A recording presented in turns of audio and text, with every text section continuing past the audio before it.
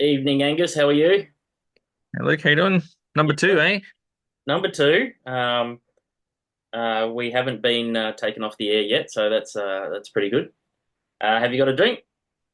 Yes, I do. I've got having a your mate's Larry. Larry in a can. Not bad. Well, I've actually poured Yeah, it in a glass, so near the can. gorgeous.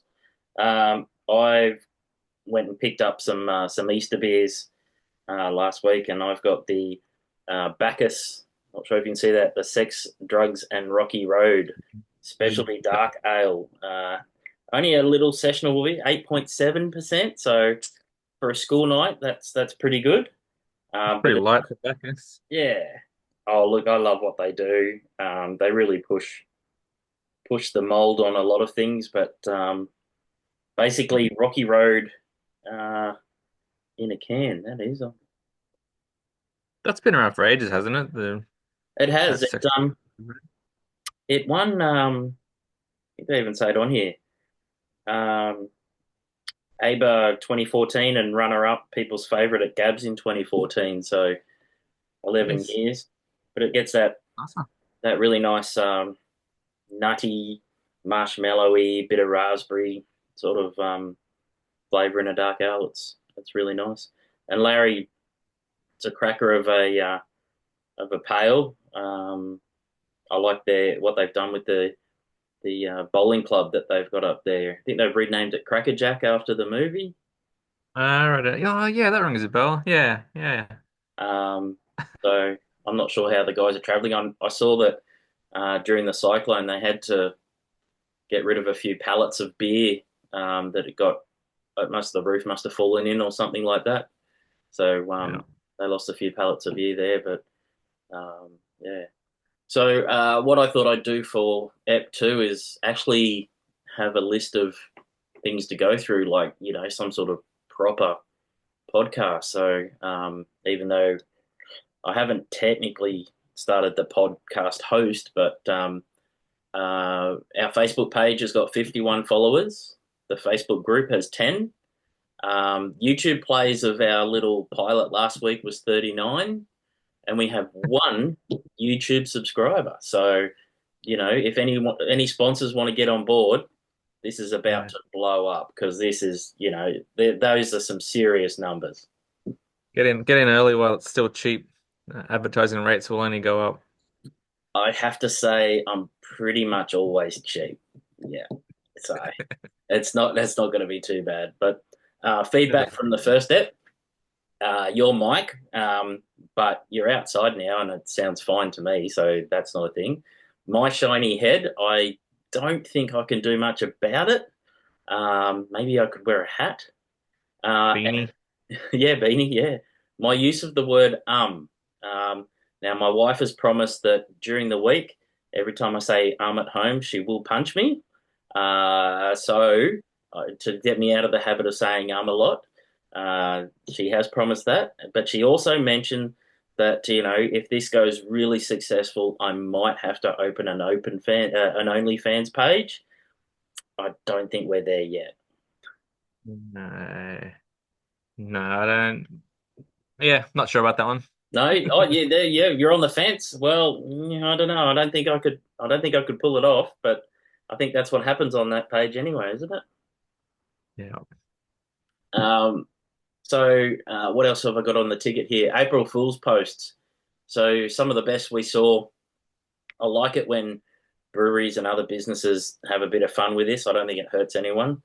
But one of the best ones I saw was Joseph Suoli telling his coach at training that he was going back to the Roosters next year. Um, I Pretty don't think good. his coach liked that one too much, um, considering how much they spent to get him over from rugby league to rugby union. And he's a born athlete. He's done so well since he went over to the Tar. So um, I thought that was a bit of a crack up. Beer Farm Milk Stout in milk cartons. That was pretty Yeah, cool. so that one. Yeah, that's pretty Yeah. good. Yakima Chief Hops or Yakima Chief Hops. They made a cologne. Not a bad idea. I would probably wear a lupulin cologne or something. I love the smell of hop cologne, so that's probably not too far fetched. I saw Queensland Police giving fines to people not giving the courtesy wave when they got let in. Um, I'm on board with that. yeah, yeah, I thought that was pretty good. Virgin Airlines allowing people to check in their emotional luggage. Yeah, that wasn't too bad. Um, I don't know how much extra a lot of us would have to pay. Um, Brisbane City Council were had it personal river jet skis, little itty Yeah. bitty cats. That's pretty good public transport. And then there What are was they called? Kitty cats? yeah, kitty cats are the small ones, and these were itty bitty kitty cats or something, the jet skis. And the inevitable disgusting food drink flavors. There were, you know, gin flavored shapes and all those sort of things. And I just think it doesn't hurt the brand if they've done it well. They try too hard. It looks a bit sad. But did you see any that you liked? I got stuck on the Brisbane City Council jet ski one Yeah. purely to read through the outraged comments and people completely missing the whole fact that it was April the 1st. And yeah, there was some anger in there. So like political anger. So how could you waste our money on jet skis or Yeah, something? wasting money on this who's gonna ride jet skis? They're already dangerous enough. Yeah, it was hilarious. Oh, you just don't give Karen keyboards sometimes, do you? It's amazing. People just don't get it, forget what day it is, or even if it's not April Fool's, sometimes when a big organization just has a laugh, the people just take it the wrong way. Next on the ticket, also, oh, did you have any more? No, I kind of got stuck on that Brisbane City Council one. I Yeah, did see a couple of other ones that you mentioned. I thought the Cologne one was a bit funny. yeah, yeah. There was a similar one from I'm having a mental blank. I think McDonald's Um, did a cologne one too. what was Lots of one? French fries. What's the most famous Belgian brewery? Belgian beers. Uh, One of the breweries. I'm having a complete mental blank. I know what you're talking about. There was it a DuPont ad? There was an No, it wasn't. there was an ad Uh, for yeah, a Belgian cologne too, wasn't there? Yeah. Anyway, so again, I got stuck on that one because there was some outraged commentary in there about how dare you dilute the brand and this is meant to be a Trappist brewery and this is all for profit and blah blah blah. And geez, guys, just You could go find your sense with of humor. Eh? a spicy Cantillon or something like that would be all right. Cantillon, that's what it was. Cantillon, yeah. Yeah. Uh, yeah. Some people just need to calm the farm, don't they? Yeah, just remember that they're allowed to find things funny. Yeah. Like that can be a first emotional choice is to find something funny. Doesn't hurt anyone. No, Yeah. no, Next on the ticket is one that was released today. We've sort of known for a couple of weeks, but Smokey has announced the closing of Currumbin Valley Beer. It's a really sad day for everyone who knows what Smokey and Lukey built over the years and who have enjoyed their beers. The Great Bubblegum is was a game changer in terms of sort of Gabs yeah, style yeah. beer, absolute cracker of beer, but also the proper beers like Waste Oil and they made was it Waterfalls and some other absolutely the Vine and some cracking beers. Mango lemon myrtle sour is my favorite beer of theirs ever. Yeah, yeah. That's I've, absolutely really good balance between the sour beers and that mango really balances out. It's just such a great beer. an absolute artisan when it comes to brewing on old milk farm dairy equipment. And I really hope that he's well. He takes a break and finds some brewing because that talent would be lost. I still bear the scar from the beer awards when Caesar dropped that farmhouse ale of theirs and it exploded. Ended up trying to take my thumb off. I still got the scar from that. Every time I see Smokey, I go, "Look, I've worn a scar for you." But I really hope the best, and I hope someone picks up. I think it was a Sapporo that copper clad system that never got hooked in at Currumbin. I hope someone really picks that up and uses it because it's the most beautiful piece of It's a equipment. good looking kit. Yeah. Yeah, only small, and I think Line had it for a while, but that'd be really Was cool. that And from what's this? Not Steam Shovel. I malt can't remember the shovel, brewery. Yeah, malt was that from shovel. Malt Shovel? Is that where it Yep. originally came from and kind of It, got yeah, thrown around Brisbane for a while? yeah. So I hope someone picks up that kit. Unfortunately, no one's picked up the brand Currumbin, um, but hopefully we will see Smokey doing brewing somewhere else and bringing some of that flair. The next one I had was the Molly Rose liquidation. Now, I thought this was quite surprising because they didn't go into VA; they went straight to liquidation. Do you know? I sort of know the basics of the difference between the two, but liquidation's sort of the next step. Is it surprising to see a liquidation before a VA? Not really. So I guess probably some disclosure for people. I work for a company called Worrells. It's an accounting firm who specialize in bankruptcy and insolvency. Um, so I like to think I'm a temporary expert on sections of liquidation and bankruptcy, as I'm kind of in charge of developing some software. So this is absolutely basement quality information on liquidation. So difference between a VA and a liquidation. So a VA is a voluntary administration. And that's where the owners of the company choose voluntarily to wind a company up. It's no longer feasible. They're no longer interested. Clashes between the directors of the company, a whole bunch of reasons. And generally, with a VA, you're hoping to bank on the goodwill of your creditors. And so you put forward a proposal saying, we can't pay you in full, but what we can do is this. We can pay you 30 cents on the dollar or whatever it is. And so VA is really banking on that goodwill of all the creditors to agree that they'll accept the proposal, the lesser money that they're getting. And I guess the end goal is for that company to adhere to the what they've said they do in the VA and then trade through and then become an ongoing concern at the back end. And we've seen a few breweries doing that where they've traded through and then kind of did what they said they would do during the VA and have then gone on to be an ongoing concern. Um, I guess the problem with a VA is that you're relying on that goodwill and you're burning creditors out of money. So there's a lot of times where you come out of the end and then you put on cash only basis or and I know there's been situations where there's been personal guarantees from directors have had to be put in place, and that then means that the directors are personally liable for debts on the company, whereas like the point of a company is for the directors to be um, isolated from company debts. But yeah, directors guarantee you're then personally liable for any debts. Um, That's a different Liquidation story, that is. is basically where there's there's no goodwill, I suppose, Yep. and um, so that's when you put straight into liquidation. There's no chance of putting forward a proposal for money. It's basically the liquidation company comes in and takes control of the assets, bank accounts, and basically their goal is to get as much money as possible for the creditors, whether that's through a sale of the ongoing company or being forced to liquidate assets. And so VA is voluntary, it's in the name, and a liquidation is where there's an application to the court to force that company into liquidation due to outstanding debts.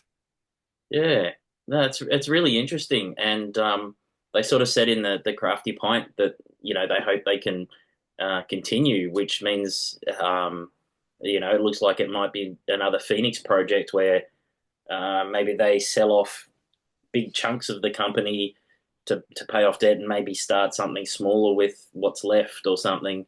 It's just I'd never heard of VAs before 5 years ago, and the brewing industry just seems absolutely rife with them. We've seen some good stories, and we've seen ones where the brands have never recovered, and and a lot of investors and to be honest, the suppliers, they're copying the most of it. They seem to be suppliers and creditors really seem to really lose out and make it tough for people who are doing the right thing. Yeah, and that's where I mentioned the goodwill of your creditors. So, um, you've kind of got like, two or three multipliers in Australia. Mm, And as a general rule, like the beer industry is, it's all about mates and helping people out. And there would have been quite a few VAs go through where, the multipliers and the yeast suppliers would say, yeah, look, we'll help you guys out when you're in a spot of trouble. But by the 15th, 20th, 25th time where you're getting cents in the dollar on what you owed, that goodwill runs out, and you can no longer yourself financially afford to keep helping people out when you're getting 4 cents in the dollar, 5 cents, 10 cents in the dollar. yeah, So at some point, you've got to protect your own company. yeah. It's really tough. It's I guess no one ever wants to be in that situation either. And I think the whole independent slash craft beer industry is really hurting. But it's not just that. There's probably building companies that are folding every week, and you know, mechanics and all sorts of different businesses are in the same boat. We just sort of being around the beer industry, I think we see a lot more of it. Yeah, I think in the beer industry, like there's like these are passion projects by people. Yeah. Like they're not starting breweries to make millions of dollars, and that's their retirement plan. And they're doing it because they love making beer, being in the beer industry, having people drink their beers, going to beer events. So Social I aspect. guess that Yeah. I guess that's where, like, it's easier, or yeah, it's probably like it's harder for these VAs on people because you do get emotionally invested in a certain brewery or the people that run a brewery or whatever it is. Mm. And I think there's been a few cases where um, breweries during a VA haven't quite, I don't know, behaved um, as well as the industry would and punters would like them to. Yeah, And that's where that goodwill with your customers just evaporates. definitely. Yeah, and especially don't get me started on crowdfunding. That's just another aspect that I think is to be honest, I think crowdfunding's dead. I think people realize um, there's not much in that if you're going to put your money into it, unless you can see a benefit from discounts in the brewery and to get your money back that way. But I know someone personally who invested six figures into a brewery and got nothing, and that that's just crazy. Just yeah, Yeah. but there's a risk. I get it, and everyone's willing to make their own decisions and all that. But I guess it's just sad. Yeah, Yeah, I mentioned these breweries being passion projects. yeah, I'd really look at crowdfunding as passion investing, yeah, where you're putting money into a brewery because you like the people or you like the story or yep, whatever it is. And if if the brewers are running these companies for as a passion project um and it's hard to make a lot of money in the brewing industry, then it's going to be even harder to pass any significant returns back to investors. So yeah, that whole crowdfunding is what I term as passion investing, where you're investing in the people to get the discounts and to go to the special launch parties and that sort of thing. And I think if you're expecting to get significant money back from crowdfunding into a brewery, no, then you're a bit deluded, I yep, think. yep, yep, yeah. Oh, that's great. Which is quite interesting. The next one I saw, Fox Friday have been sort of caught up in an ASIC investigation concerning $30 million invested into the brand for them to expand to Perth and Melbourne. Um, and it's just really, the more I read into it, um, I, I feel for the Fox Friday people. I just hope that they're distanced enough from this investor who seems to have done some really dodgy stuff, and there's been lots of frozen accounts and things like that. I just hope that after the investigation's concluded and the people who have done whatever they've done, I just hope Fox Friday can survive because they make cracking beers. And I was really surprised how big they grew quite quickly from the small Tassie, um, excellent brewery in Tassie through to Melbourne and to Perth. I think they took over the old Blaster side in Perth, and they make some cracking beers. And I just hope that this isn't going to affect them too much. It's a sort of a wait and see with that story because it looks like an absolute shitstorm. Yeah, I haven't even heard of that one, so I might have to do some reading after we finish up. Yeah. Oh, look, it's quite interesting. There's directors borrowing money to pay off their own mortgage, and then a day after an investigation was launched, money went to Singapore, and the person who was the money in Singapore was also a director here. It was just yeah, look, it looks really messy from the outside. I'm not a financier, but it looks really quite scary. And speaking of storms, the reason why we're on tonight is you've got no rugby training because it hasn't stopped raining for about a week here, and a lot of out west areas are really struggling. I just I think that if you're a climate um, change skeptic, you've just got to look at what's happening. We've got torrential rain in northern New South Wales and Queensland all this year. South Australia is getting dry. We've got lava about to take over a town in Iceland. We got earthquakes in Myanmar. Like it's just crazy. We had the bushfires in LA late last year. If Well, the close cyclone in Brisbane and Northern New South Wales, like that wasn't just storms, that was very close to a cyclone crossing the border, which hasn't happened. When was the last one? Early 80s or 70s? when the weather station mysteriously blew away in '74, you know, Yeah. to quote a Simpsons reference, and it's just crazy that um, the big thing that's probably going to come out of this year so far is the insurance premiums go up. I've got friends in Lismore, and the last time I went to Lismore, there's still places boarded up from the flood years ago, and some of their insurance premiums have gone to 15,000 to $20,000 a year, so they just can't insure. So it's just scary, and I think we're all going to see some insurance premium rises just this year from everything that's happened. Like we only got absolutely the edge of the cyclone that passed as a Category 2, and it was pretty gnarly here in this built-up area, and there's still trees down on cars and stuff that haven't been cleaned up around us. Um, so yeah, I can't imagine what those Category 4s that Townsville and Mackay and Cairns have had before. But I think if you're a skeptic of climate change, the old man bear pig has reared its head, and Yeah. yeah, yeah. The next one I've got on the ticket is F1. Now I know you're not keen, so I'll just put my predictions in for this weekend in Japan. That I'd love to see Yuki get a great result.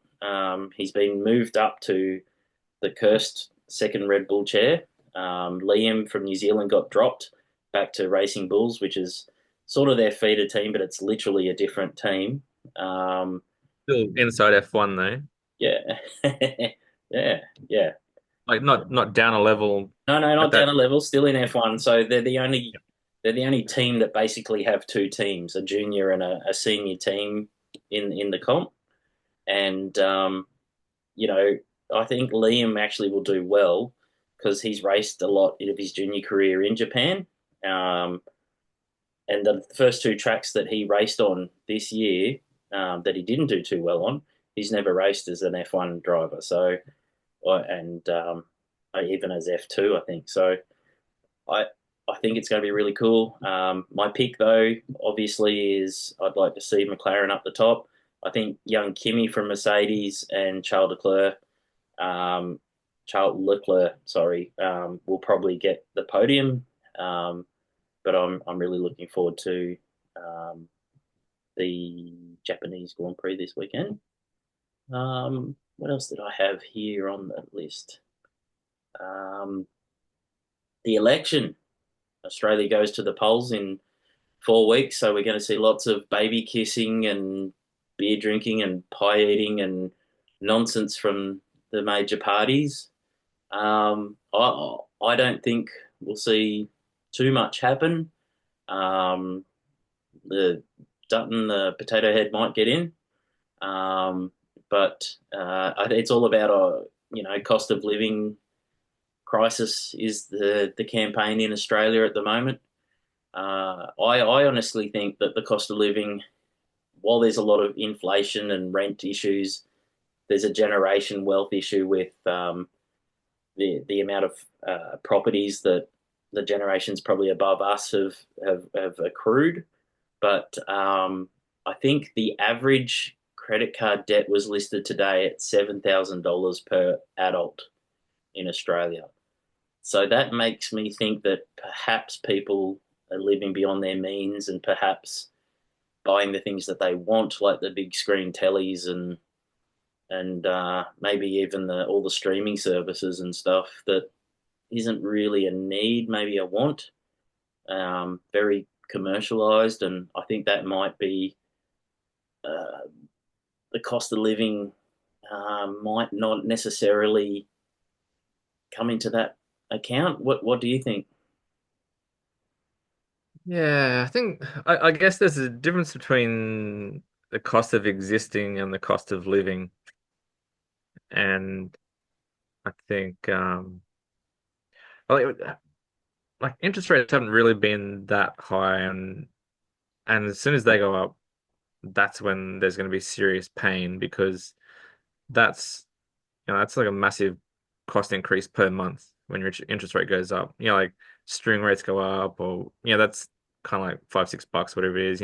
Beers go up by $3. That it's kind of like 20 for the pub, but interest rates go up, and that's like $100 a month, Yeah, or $25 a week, or could be 25, 30, 50, $100 a week. All of a sudden, that's significant money. So I think probably that's probably going to be the indicator of some of the real pain coming is when the interest rates start going up and people will have $7,000 credit card debts.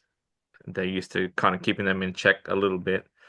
All of a sudden, they've lost 300 or $400 a month to increase mortgage payments, and then their credit card's not getting paid off, yeah. and they're getting smacked with extra late fees on credit cards and mortgage payments. I most of it is you can cope with, but those interest rates, I think that's going to be when the real pain comes. And that's it. People for an average home in most suburban areas, you're looking, minimum $700,000 these days. And 20 years ago it was 300,000. Like it's because of supply and demand and the foreign investment into property and just previous governments haven't allowed for infrastructure building for population growth. Really, it's just mean there's a big supply and demand issue, which hikes up the price, and it just like I couldn't imagine. Um, I couldn't imagine, trying to pay, nearly $1,000 rent on a place at the moment while trying to save for a mortgage. Like, I don't know if my kids will ever be able to afford a house. So it's quite scary, really. Yeah, one of the things that annoys me a lot is like government providing the first homeowner grants. That's fine. That doesn't annoy me. I think there should be a first homeowner or first investors grant Yeah, where they the geez, mental blank. Negative gearing. yeah, So you get negative gearing on your investment property. I Yep. think that should only be on first investment property. Once you've got two investment properties, you've gone beyond a mum and a dad buying a house, buying an investment property to make a bit of money and set the kids up. Like, you've gone beyond that. You're all of a sudden you're a serious property investor, and I don't think that you should get negative gearing on additional properties. Well, that was with the Howard government. He actually brought that in, that dropped that, and then we saw a huge spike. And Peter Dutton himself, I think he's got 30 properties himself. So it's not. Um, it just showed that changing a policy like that really affected generational ownership of residences. I think it's going to be really tough to turn it around, and they have said that they're going to stop maybe foreign investment into property, which is probably a start. But yeah, should be interesting. I don't want to get all dark and doomy and political. Um, it's supposed to be a fun chat, but I don't know. Some of the memes that have been coming out have been pretty good, both sides of the coin. So at least we're not in America. Yeah, God. Yeah, my wife watches a lot of the US political shows, Yeah. and um what a shit show. Oh, just every day there's something new that you scratch your head to, and you just go, you can't be serious, can you? It's just, um, do you watch Planet Um, America? No. I remember Trump's first election. Yeah, I think I'm right in saying this, is that he ended up winning the presidency because of the electoral college. correct. I'm like, what's this electoral college? I did some reading on it. I'm like, It's a hang on, messed up system. Yeah. what is this is not the greatest democracy in the world. No, because Al It's Gore won the popular vote, but didn't win because of the electoral colleges. Yeah, it's just, yeah, it's pretty messed up their system. And if anything, though, I think our biggest trading partner may become Canada. So there is a light to that. Uh, yeah. they're digging in their heels, but yeah, um, it looks really tough for them, and it's really a shame for the intelligent Americans who are coping with some of these changes every day. It's yeah, quite scary. Yeah, what's it got to take for people to realize that Trump isn't really for them, he's just for himself. Himself and You know, his yeah, like he's always trying to push for support from veterans, and like he's just axing veteran services left, right, and center. I'm like, are they suddenly realizing that he's not really for them? He's for himself and his mates. yeah. Uh, I just I think he's so self-absorbed that he thinks he's doing the right thing, that I don't think he realizes how much he's messing up. He's just, yeah, it's just, um, and like I've said a few times on social media, like Dutton's a bit of a Timu Trump. Like some of the stuff he wants to do, and even Michaelia Cash has said, if we get in, we're going to do the same thing. That's a bit scary. Yeah, yeah, say this to Anna when we kind of chat about the stuff she's watching. I'm like, I assume that Australians are very good at smelling out bullshit. yeah, I just hope that that proves true again, that Australians will smell the bullshit and go, that's not how things work. Like, no, you can't do that. yeah, We're not cool with that. yeah. I I, just I hope so too. Yeah. relying on that Australian ability to sniff out bullshit when someone's talking to you. If I it's think, anything of a national trait that we have, it's we usually know when someone's pulling a leg, don't we?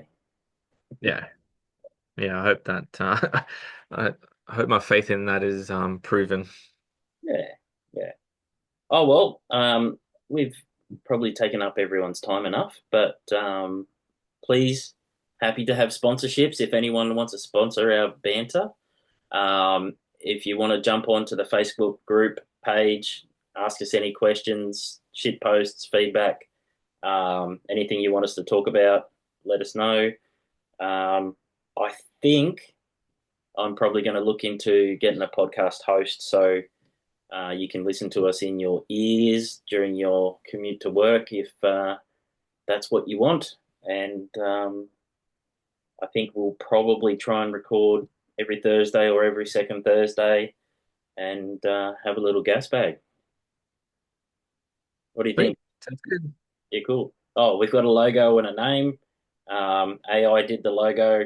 I tried to adjust it with some more Australiana, but it sort of ruined it. But I think it looks pretty cool anyway. So, and it's a bit of a piss take. So, yeah, let us know what you think, and I'll try and stay less.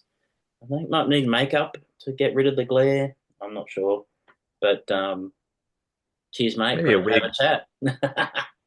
Maybe a mullet. Mullet. Yeah. Is it like I could wear a merkin? No, that's different. I don't want to see that. No, no one That's wants to see that. That's on for my OnlyFans anyway. that's OnlyFans. Yeah, yeah. All right. Thanks to Tanya and Graham for commenting. Love the support. And yeah, we'll catch you next time. Thanks, everyone. See ya. So, bye.